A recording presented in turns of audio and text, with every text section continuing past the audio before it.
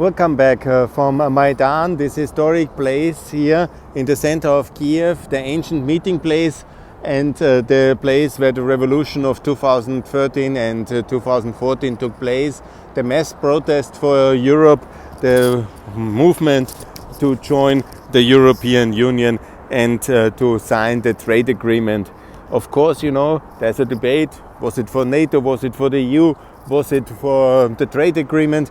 It was for decency and for good governance and for a better life. And that's the West integration of Ukraine. And this is what the people wanted already at the first big demonstration in the year 1990, when they were breaking away from the Soviet Union and they wanted to have freedom, and they ultimately got it. Obviously, Ukraine, for geographic reasons, will be always contested in a sense between the West and the East if the future is not clear. And this was the problem of the West, that we didn't make it very clear from the beginning, because the takeover, the rollback, has started very early already in Belarus in 94 with Lukashenko, and then it started in 98 actually already with the ruble crisis. And then from the beginning it was the idea to take Ukraine back from the side of the Russians, and Putin obviously had this on the top of his mind all the time from 99, when the opposition leader here in March was killed or whatever, had a car accident. But opposition leader who die in car accidents accidentally is very rare in this part of the world. Yeah, exactly. And this is where Chernobyl died, and then there was the takeover, and that was the problem. Then was the Orange Revolution, because people didn't want to have Yanukovych, and he was manipulating the elections in 2004. And then it was already the big debate. And I remember very well Mr. Schüssel when we had the birthday party, I remember, and it was Churinda there in Vienna, and they were already the Slovaks, and Miklos and Churinda. I talked to Milobatka on that day. It was exactly that they're saying, first of all, the flat tax, yes, and Ukraine, that we have to help Ukraine. That was in 2005, I think, the party. Was it in 2005? Yeah, exactly. When I was creating the Europeans for tax reform. And it was the Austrians and the Germans who were rejecting Orange Ukraine, and then on behalf of Russia, obviously, and then the whole mess started and the tragedy came and the decade was lost. 15 years later, I'm still here and I just called for the resignation of Mr. Schüssel from the Lukoil board because that's how they got it. And I was very happy with my new article, because they all got these amazing opportunities in Russia because they helped to betray Ukraine's Western integration. That's basically, they got as prize the Lukoil board and the Rosneft board and the Sochi dialogue and all these things the Austrian top politicians got, and all these Valdai invitations and so on and so on they got for their betrayal of European Ukraine.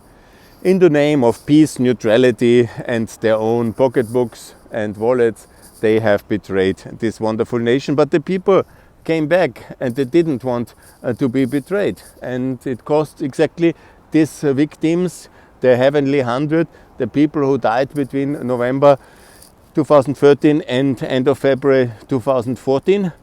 And obviously then the revenge war of Putin from 2014 onwards in Crimea and Donbass, when he took revenge for losing his pet project, Ukraine. And now he's threatening again the war. And the Austrians now, Schallenberg, the political grandson of Mock, who would certainly disobey him for his performance, and the son of, political son in a way, of Schüssel, is now here on mission, and they are the borderline. I saw it today, but I call them to really support EU integration. There is no difference between Ukraine and Poland and Croatia. It's a normal European country. The only difference is that Russia wants to have it as well. So we are in competition, but that shouldn't somehow lead to the fact that we reject it or give it back or whatever.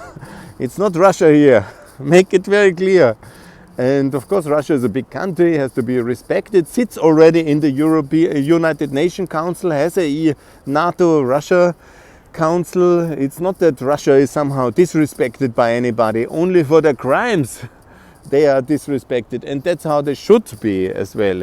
Because when a country commits wars, like in Syria and in Ukraine, in Georgia, in Libya, and does a lot of atrocities, it should be also punished for these atrocities, yeah?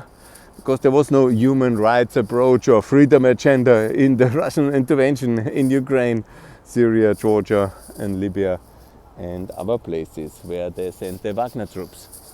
Good. We have to make sure that Ukraine joins the European Union. That's why we have the European Union. That's why these people here died, the heroes of the Maidan. That is also why the defenders of Ukraine have died, because they want to have a European future in freedom. They don't want to live in Russia, and I can fully understand them, because who really wants that? Russia is losing so much population because even the Russians don't want to live on such conditions, and that's absolutely understandable. So as I've published now my open letter for Mrs. Gewessler to close the project, the Nord Stream 2, and also I have published, it was also translated in Ukraine Inform, and I have published also the text Leave the Russian boards, raus aus den russischen Räten. I think I have done really what I could this week, and I will now say goodbye. And I say, Slava Ukraine, please support EU membership of Ukraine. That is what we can do. NATO membership is for America to decide. If they want that, anyhow, they will not ask Austria. But what we as Austrians can do, and what we as a full member of the European Union can do, and we should do in the name of the heroes here and in the name of the victims of the 8 years of war, what we should do is to help them in the European Union.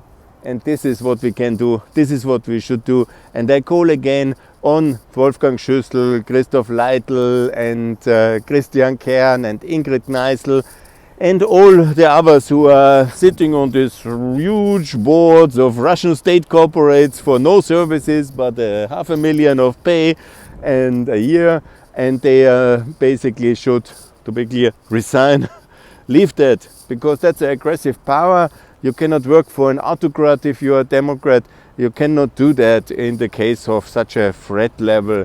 You have to resign, Mr. Schüssel, if you have decency left, and I hope for you. And you know, but then if you don't go, then you don't visit Alice Mock's grave. I think that's not compatible anymore. I think so. Good. I hope I was clear enough, because I don't want to be misunderstood, and I hope the clarity I cannot make better. And I hope for peace, and I hope for decency. Good. Bye from Maidan from this time. More to come from Pax Europiana. Best regards. Bye.